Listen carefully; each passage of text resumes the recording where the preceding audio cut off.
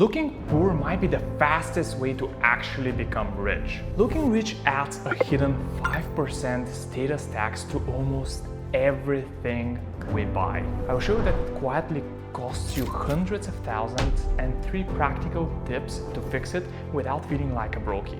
In the next few minutes, I will prove the math, show you one sentence that drops quotes on the spot, and give you a simple, neutral profile so you will still look clean and confident without paying the status premium. The truth is that the moment people think you have money, they charge you more. Landlords, car dealers, contractors, basically everyone. When I was broke, I didn't have any problems because when people saw this broke kid, they simply knew that they couldn't charge me a lot of money. And I was easily getting the best prices everywhere. Back then, life was objectively cheaper for me. Same stores, same products, but 2 different prices only because how I looked. I didn't change what I bought, I changed the signal I sent. And the moment that signal looked expensive, my total went up. When I started making more money and I started to dress better, starting to have employees and starting to show status, I started getting higher and higher bills for literally everything. The more you show off your status, the more everything suddenly becomes increasingly expensive for you. It's like an invisible tax that you need to pay everywhere you go. And imagine that just because you look rich, everyone decides that they can charge you, let's say 5% more. And if every purchase is just 5% more expensive for you, this means that you will be 5% poorer than you could have been if you hadn't acted like a rich person in the first place. To make this 5% more specific, if your monthly spend is about $5,300, that 5% is $265 every single month. This is $3,180 a year. At a modest 7% return, that's roughly $46,000 in 10 years and $156,000 in 20 years if you invest the money on the stock market. This means more than a full year of $3,000 rent for 0 extra value. I agree that sometimes you need to look great and make a perfect first impression, but let's be real. Most people are trying to look like that everywhere they go. Sometimes I do it too. It becomes like a habit. And the truth is that if you keep doing this, you will pay the rich guy tax. And if this is just a disguise and you actually don't have any money, you're digging a deeper hole. But now let's talk math. By the way, after the car numbers, I will give you the exact sentence I say to vendors to pull prices down without arguing. Every flex you add comes up with the price that is sometimes very, very expensive. For example, let's compare if you finance a $90,000 car versus a car that costs $30,000. If you finance a $90,000 car, you're burning about $2,000 a month. In 5 years, that's $180,000 gone. Here, I don't even consider the stress you have to endure making the monthly payments. And that payment isn't just about money, it's time. A $1,300 per month is about 10 to 15 extra work hours if you take home is $90 to $130 per hour, which is very high. And also, you add higher insurance, premium tires, and premium fuel. The car simply is super expensive. Now let's compare that to a $30,000 car.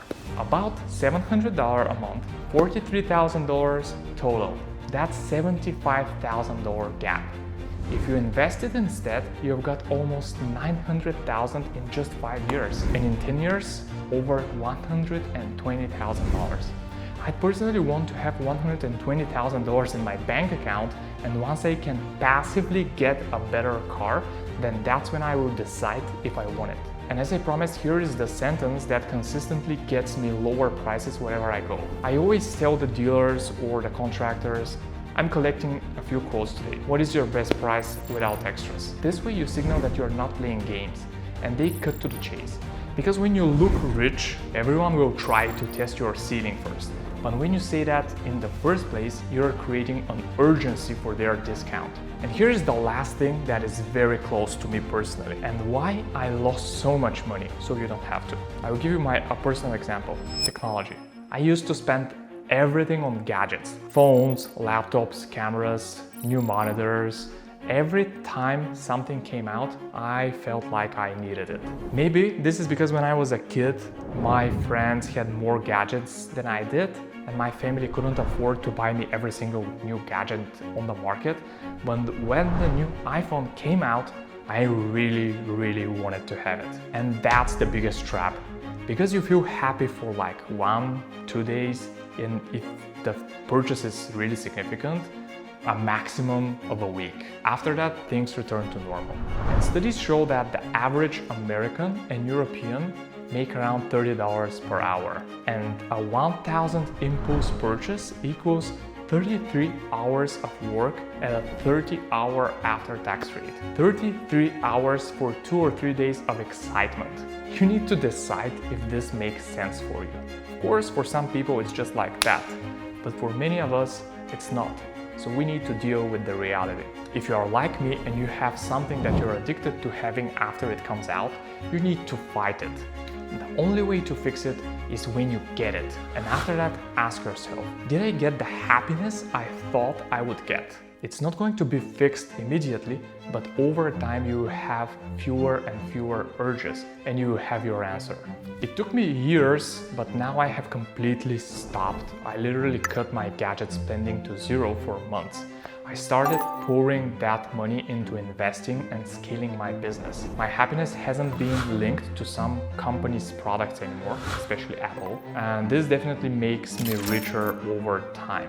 I think that the main question here that we all have to ask ourselves is, do I want to be free or do I want to look successful? Both choices are absolutely normal and both can give you joy. The most important thing is to identify what joy is for you specifically and make an informed decision. So let's make this really simple for you. If you've made it this far, here are 3 practical ways you can apply this today without feeling like a brokey. First and foremost, avoid upgrading just for the sake of it. Whether it's a car, phone, or a watch, use what you already have until it truly becomes useless. For example, I have a rule to buy a new phone only after the battery is less than 80% compared to new, or unless the technology is so profound that I can easily justify the additional costs. Second, shift your mind into freedom mode. Every dollar you save from super expensive purchases can go toward investing or business growth. The money grows and gives you more options. That's when you can purchase it passively and never care about it. The third, and maybe the hardest, is to live below your wealth level. Not just your means, but your overall wealth level. Even if you earn 6 figures, keep your lifestyle around half of that. Save 50% and invest it. That's how I became financially free, and that's how you can do it faster. If you want to see more videos like these, subscribe to my channel and follow my path in the US.